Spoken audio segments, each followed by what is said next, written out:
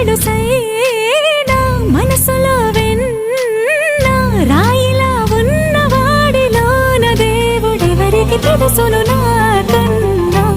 సూసేకి అగ్గిరవ్వ మాదిరే ఉంటాడు.